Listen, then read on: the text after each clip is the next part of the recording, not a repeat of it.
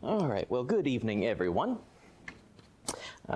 We are going to be dealing with a question this evening that was actually brought up a couple of weeks ago in our auditorium class, and it turned out to be a big enough question that I decided to make it a Q&A question for this month. So a couple of weeks ago,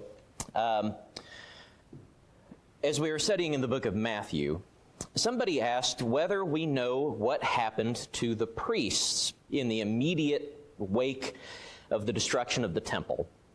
And this came up because the first part of the Olivet Discourse, most of Matthew 24, predicts the destruction of the temple.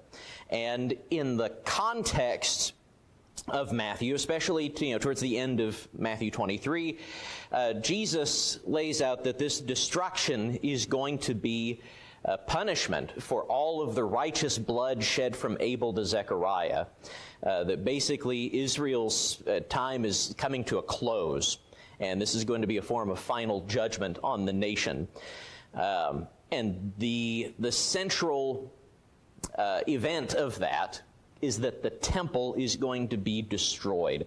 Not one stone is going to be left standing upon another, Jesus says. So it was asked whether Josephus or some other source tells us how the priesthood fared during the war, in the immediate aftermath of the war, since they played such an instrumental part in the death of the Messiah.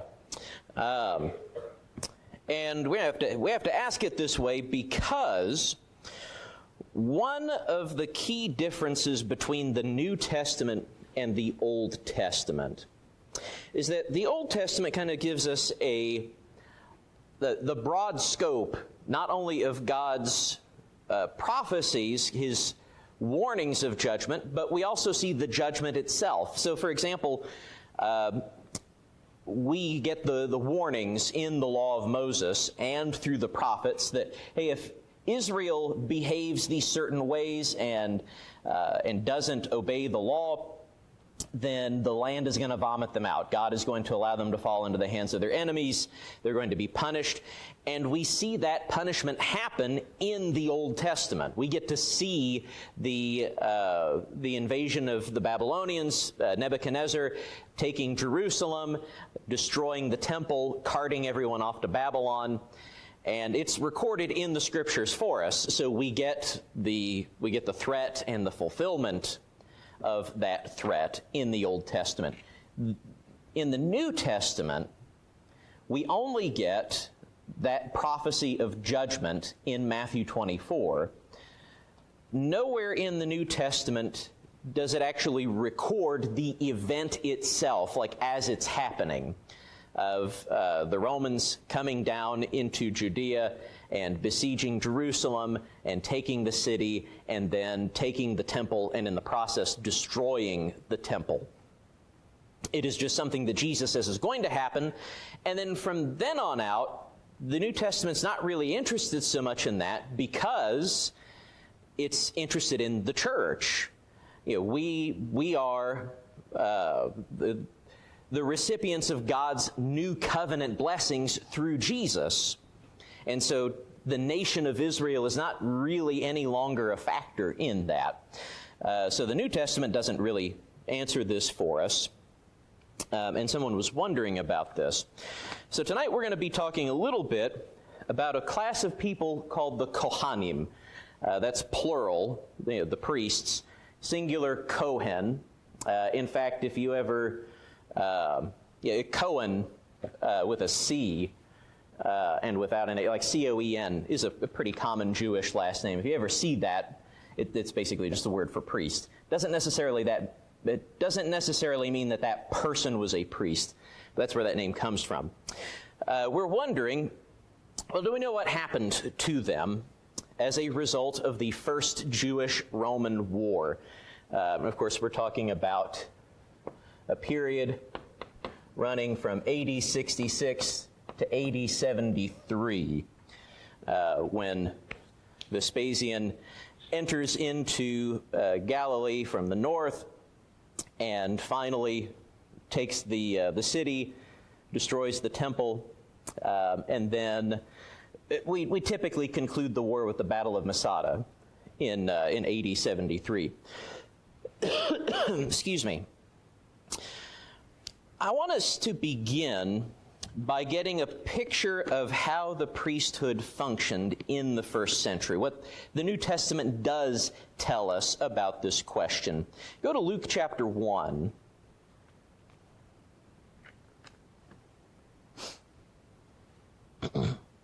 Luke chapter 1, we're going to start in verse 5. In the days of Herod, king of Judea, there was a priest named Zechariah of the division of Abijah. All right, and of course we know this is going to be John the Baptist's father. So he's a priest of the division of Abijah. We'll talk about what that means in a second. And he had a wife from the daughters of Aaron, and her name was Elizabeth. That detail is also going to be significant just a little later on. They were both righteous before God, walking blamelessly in all the commandments and statutes of the Lord, but they had no child because Elizabeth was barren and both were advanced in years. Now, while he was serving as priest before God, when his division was on duty, according to the custom of the priesthood, he was chosen by lot to enter the temple of the Lord and burn incense. All right, and of course, this occasion where he is offering the incense at the altar of incense is the occasion where Gabriel comes and tells him about the birth of John. Excuse me. But I want us to see how this kind of comes about, that Zechariah is in the holy place offering incense. Luke tells us that he is of the division of Abijah.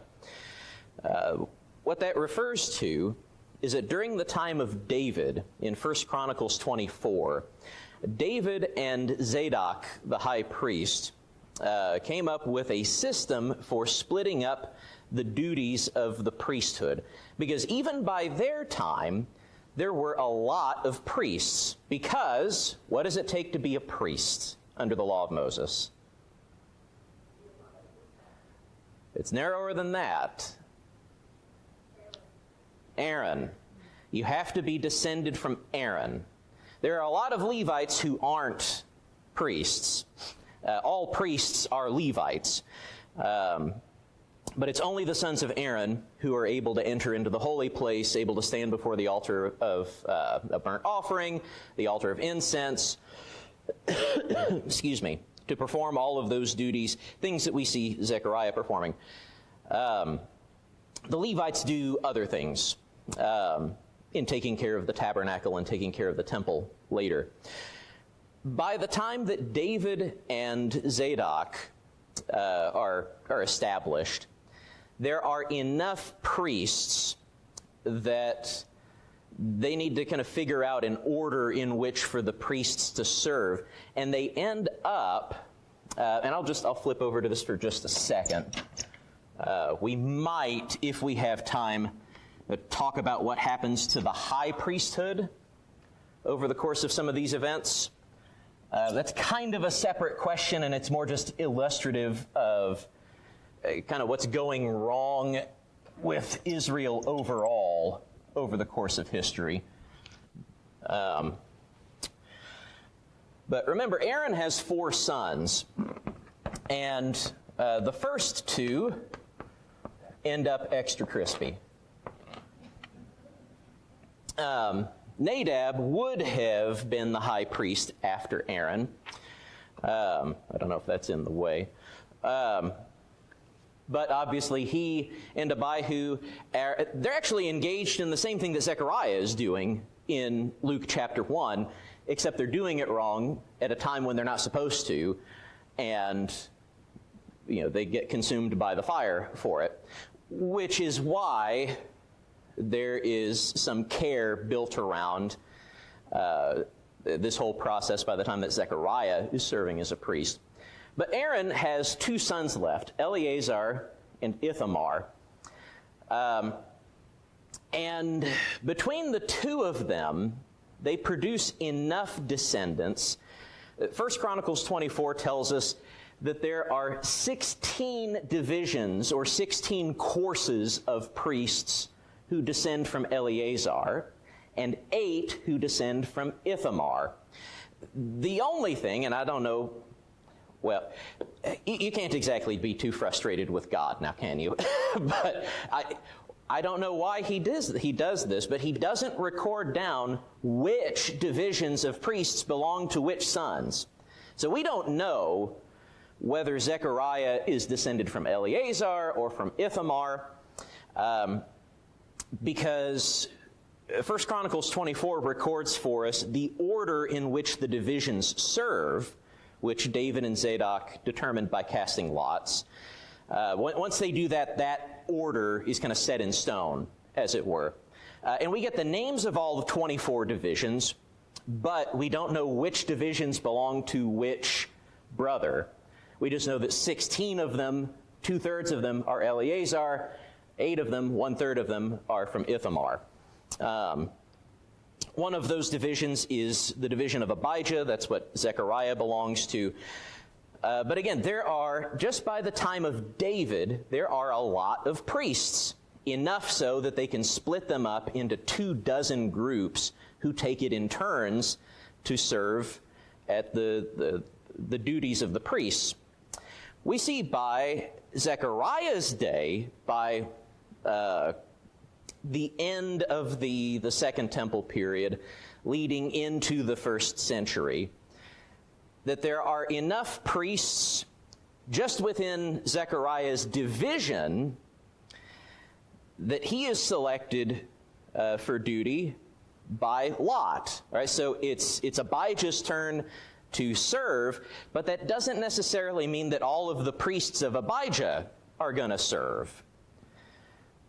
Only the ones who are taken by lot, and in this case Zechariah happens to be taken by lot, to go into the temple and burn incense. We do not have good numbers for how many priests there were. We suppose that there are a lot of them by David's day. Rabbinic tradition holds that there were 80,000 by the time of the exile.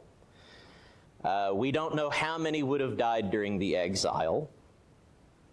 It is not implausible to suppose that there were they probably numbered in the tens of thousands during the 1st century. Excuse me. We have a lot of them. One other thing that I want us to see about how they lived, how they operated, that's relevant to this question is, skip ahead to verse 39 in Luke chapter 1. So at this point, Gabriel has already announced the birth of John the Baptist to Zechariah. He has already announced the birth of Jesus to Mary. And it's right on the heels of that we read, "In those days, Mary arose and went with haste into the hill country to a town in Judah, and she entered the house of Zechariah and greeted Elizabeth." All right, so did Zechariah and Elizabeth live in Jerusalem? No. They're only in Jerusalem whenever it's Abijah's turn to serve at the temple. They're only there so that Zechariah can serve there. Otherwise, they're out in the hill country, outside of Jerusalem. This would have been typical for the entire priesthood. When it's not your division's turn, when your division is not on duty, they were kind of spread all over. And we could go back through the book of Joshua and see which of the cities were given to the priests. But it'll just suffice to say that they're kind of scattered all over. And they only come into Jerusalem when it is their division's time to serve. What that sets us up for is that once we get to the first Jewish-Roman war in the 1st century, we probably have tens of thousands of priests scattered over Israel. Relatively few of them are going to be in Jerusalem. As the war progresses, you do find people kind of retreating into Jerusalem to take shelter against the Romans. It's possible that there would have been some concentration of priests in Jerusalem. But, and this is the frustrating part, is we simply don't know because there were just too many of them. This is not something that Josephus talks about specifically. If you go read Eusebius, he just says, read Josephus. And so we just honestly do not know. Inevitably, many priests would have died in the war. It was all told, according to Josephus, these are total casualty figures, not just priests, but everybody. 1.1 million people died in Jerusalem. That's just Jerusalem. Most of them died from famine. That's a whole different story. 100,000 died in Galilee. And whenever the Romans were finished with everything, they carried off 97,000 as slaves back to Rome, which was standard practice for the Romans. Obviously, it's still memorialized in the Arch of Titus, which you can go to Rome and you can see it to this day. Giant stone arch that has a depiction of the triumph, which is basically the big victory parade that Titus held, where he's coming back into Rome bearing all of this loot from the temple and hauling cartloads of slaves with him. So we've got huge numbers of people who died or were enslaved. How many of those were priests? We don't know. It is likely that some or even many priests survived. And that brings us to really one of the only ways that we have to even come at this question is with the state of things in the modern day. There are many today who claim to be Kohanim, who claim to be priests after the house of Aaron. Now, I have often heard that genealogical records were destroyed in the Jewish-Roman wars. But in going through Josephus and going through Eusebius and looking at some other sources, I've not been able to find any evidence to support that, just beyond hearsay. Perhaps I've missed something, but I've not found anything that indicates that. I think that that's just kind of a church urban legend, that the Jews lost all of their genealogies and they don't actually know where they come from. What we do know is that very quickly after the First Jewish-Roman War, part of their oral teaching developed to determine or to keep some track of who was a priest and who was not. In just a minute, I'm going to read from Mishnah Kiddushin, which is a rabbinic tractate on betrothal. It was written down just a little over 100 years after the destruction of the temple. And it covers the qualifications for verifying the lineage of a priest for the purposes of marriage, because even to this day, there are strict marital requirements for priests. Remember what we read in Luke chapter 1. Zechariah is a priest after the division of Abijah, but who is Elizabeth? Where does she come from? What does Luke tell us? She is a daughter of Aaron. Right? And that might strike us as kind of an odd thing. Like, wait a minute, we're not used to women in the scriptures, like keeping really close track of their genealogical identity. but it was important for the priesthood. Or even the law of Moses lays down some standards for who the priests can and cannot marry. It becomes more important during the Second Temple period and becomes really essential after the destruction of the temple. And they have some pretty strict requirements for who a priest can marry. In fact, if a priest marries someone who's ineligible for them to marry, it doesn't nullify their marriage. They don't have to divorce and separate or anything like that. But what it does is it means that none of their sons are priests. And so basically that priestly line is considered cut off. So for modern day Jews who care, and the ones who still identify as Kohanim definitely care, they are interested in marrying correctly so that their sons carry down this priestly lineage. The standards for this are written down, like we said, just a little over 100 years after the destruction of the temple. But the Mishnah starts as an oral tradition.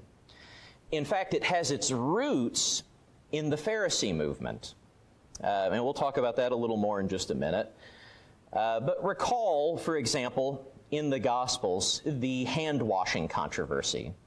The Pharisees come to Jesus and they ask him, why don't your disciples wash their hands before they eat? Of course, not talking about hygienic washing, but ceremonial washing.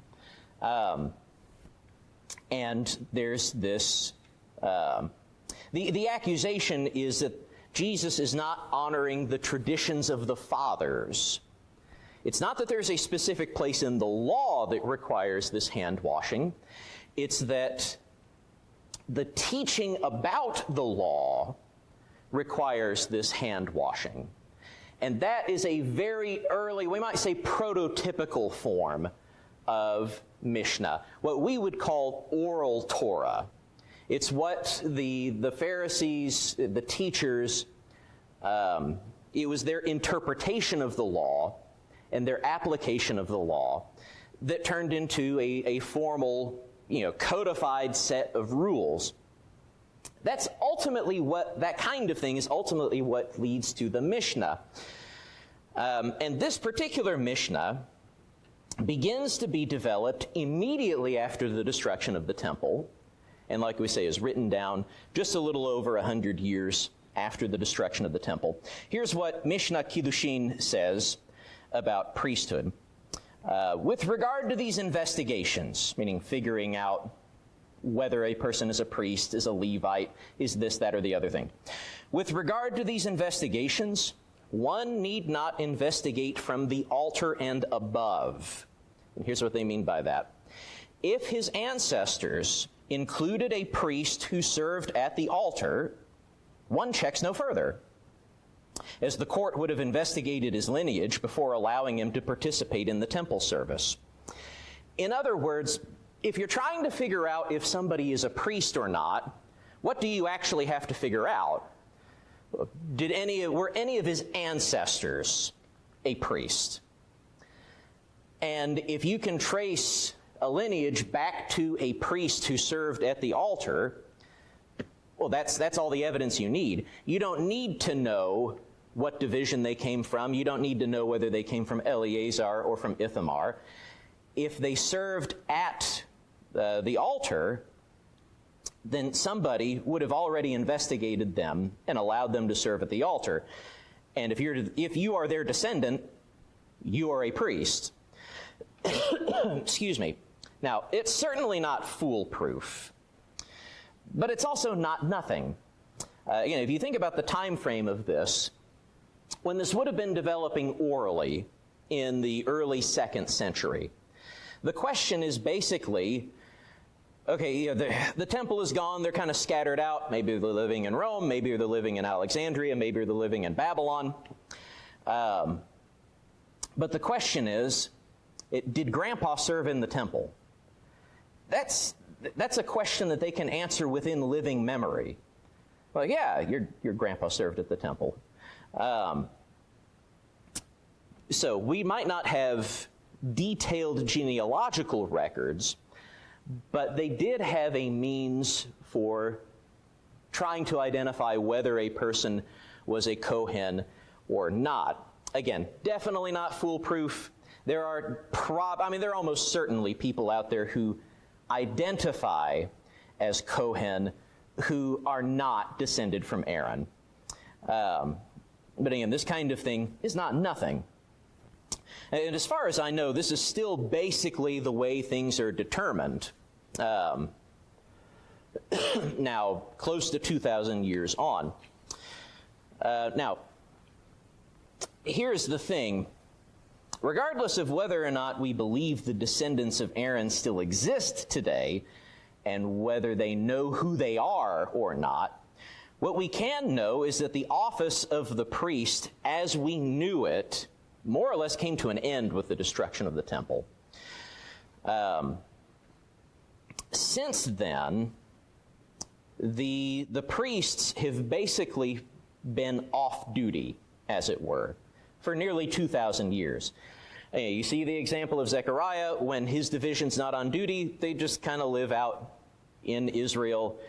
And it's not exactly like they're twiddling their thumbs. They do have some jobs, like some roles that they fill in the community, like religious roles. But it's mostly stuff like certain privileges regarding the reading of the Torah, the reading of the Torah scroll in synagogue. They are obliged to give the priestly blessing that we read about in Numbers 6. But that's more or less it. They're not even the most prominent teachers and spokespeople in modern Judaism. Who would that be? What class of people are the most prominent teachers and spokespeople in modern Judaism? It's the rabbis. Now that also goes back to the first Jewish-Roman War, and this is where we see a big shift take place in the way that Judaism works from the Second Temple period to the modern period. There was a prominent Pharisee named Yohanan ben Zakkai. Excuse me. Which in English we would call him John, son of Zacchaeus. But don't try to look up John, son of Zacchaeus, because you won't find anything except for stuff about, like, John and stuff about Zacchaeus, which neither of them have anything to do with this guy. Yohanan ben Zakkai. He was a prominent Pharisee who struck a deal with Vespasian. So as Vespasian is pushing down from the north towards Jerusalem, at first there were a lot of Pharisees who sided with the Zealots and thought, we need to fight the Romans, we can fight the Romans. The Jews had some pretty big early victories over the Romans before Vespasian came in with his legions. Originally, they just sent a single legion to try to keep the peace, and they suffered a humiliating defeat, and the Zealots were emboldened to prosecute this war. And at first, some of the Pharisees go along with it, but as the war proceeds, and it becomes clear that they're losing, and the Zealots are retreating into Jerusalem and causing all kinds of trouble, including some things having to do with the high priesthood, like assassinating the high priest and appointing a new one by picking lots. Even if we don't really have time to cover the high priesthood altogether, I want to at least read that. It's pretty entertaining. As that's happening, a lot of the Pharisees begin to see the writing on the wall and realize they need to take action to start preserving what they can.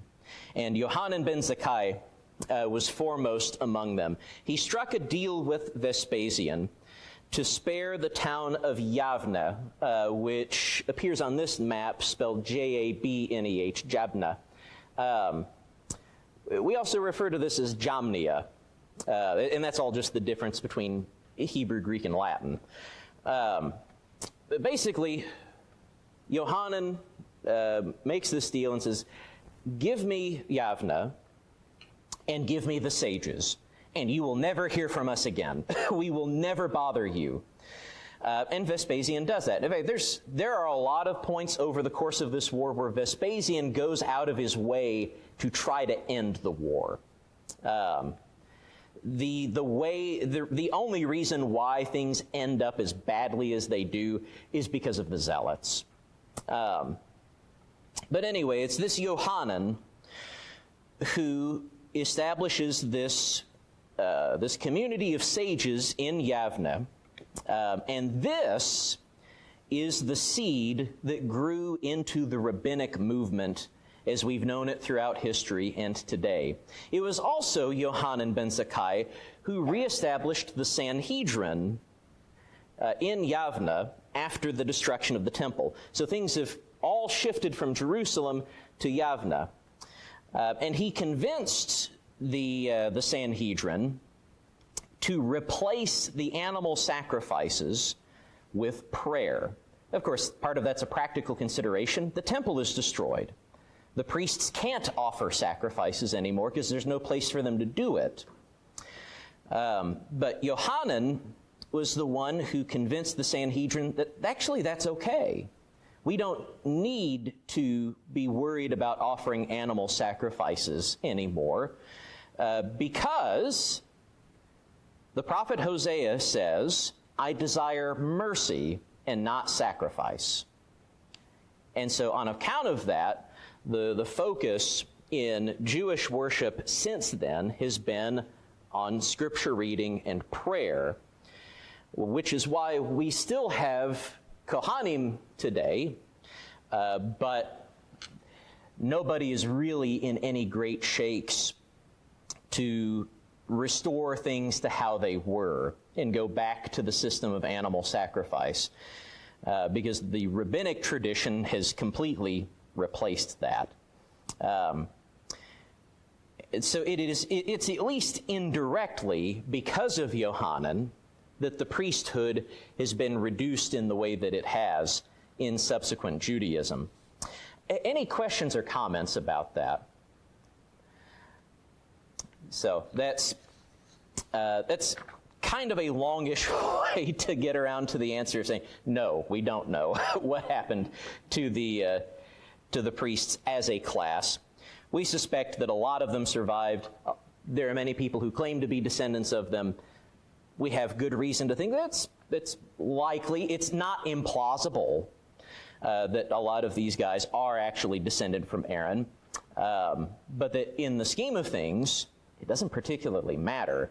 The judgment that Jesus proclaimed in Matthew 24 was carried out. And the temple's been gone for nearly 2,000 years now. And they have had to completely shift their way of worship away from anything having to do with the priesthood beyond just what they would have done when they were off duty. So the last thing that I want us to read, we won't go through the history of the high priesthood. That might be a suitable study for another time. But I do want to recount what happens towards the end there. Let's see. Yeah, here we go. Missing the page that it came from. Here we go. So, as Vespasian is pressing down to the south, he has won a victory in Galilee. He has control of Galilee. And the zealots who were fighting him there retreated down to Jerusalem. The most prominent figure among them was this man named John of Giscala. Go ahead and write him down. He's important enough to remember.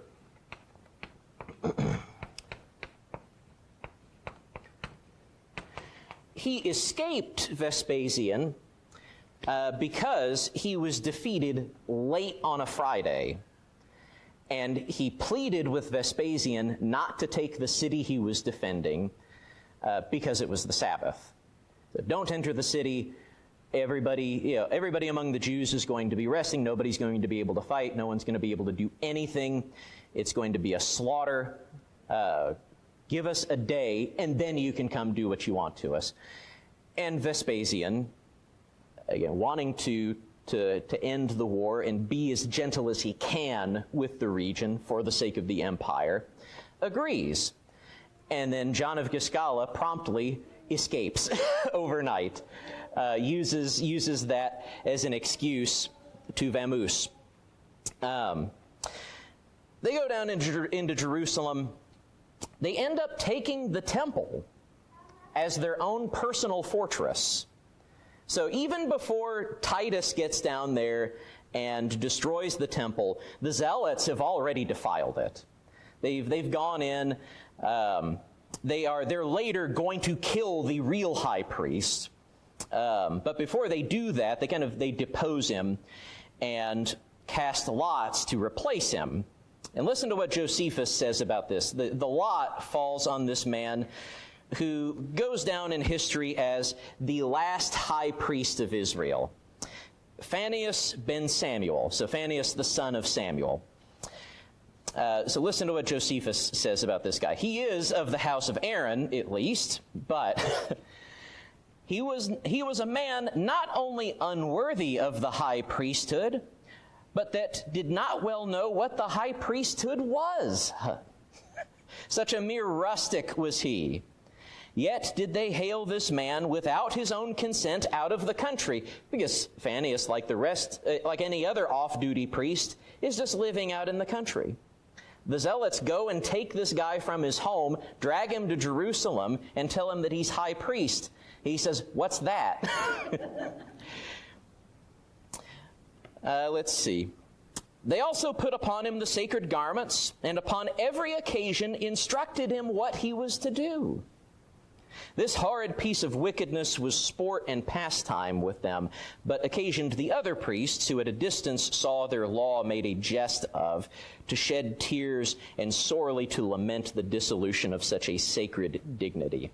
So, and even before the Romans even get to Jerusalem, they have already made a mockery of the high priesthood. All right, thought y'all would enjoy that little story. Thank you so much for your kind attention and your questions and comments this evening.